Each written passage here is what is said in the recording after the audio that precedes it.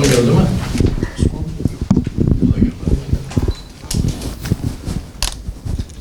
Neredesin lan? Bizi cepheye sürüyor, sen arkadaş olacaksın. Ne dersen sen? STK'daydı.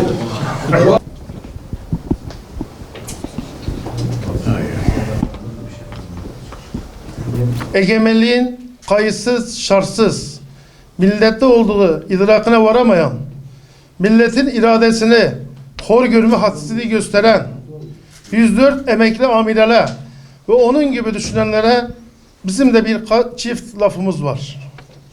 Milletimiz Yüce Türk milleti diye başlayan, ancak devamında bu milleti perişan etme kastıyla ve darbe imasıyla kaleme alınan bu tip bildirilere pabuç bırakmamıştır ve bırakmayacaktır. Bu bildiri metninin bu ülkenin mürekkebiyle yazılmadığından eminiz. Laboratuvarlarda üretilmiş, planlı ve diş mihraklarının desteklediği, gün gibi aşikar olan bu tip bildiriler imza atanları ve onaylayanları küçültmekten öteye geçemez.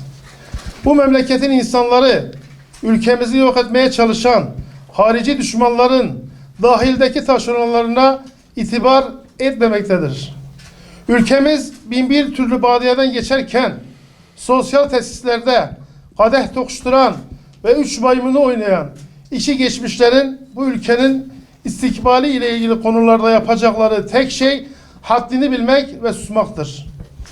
Aziz milletimize ve yöneticilerimize kendi akıllarınca ayar vermeye çalışanlar öncelikle şunu bilmelidir ki bu milletin sizin kokuşmuş fikirlerinize ihtiyacı yoktur. Hala öğrenemediyseniz bir kez daha dinleyin. Bu memleketin sahibi bu millettir. Bu memleketin mayası sağlamdır. Bizden gibi görünen ancak ipi başkalarının elinde olan hiçbir kimse, hiçbir hareket başarıya ulaşamamıştır. Sinirlerimizi test etmeyin. Bu şanslı millet o rütbeleri verdiği gibi almasını da bilir.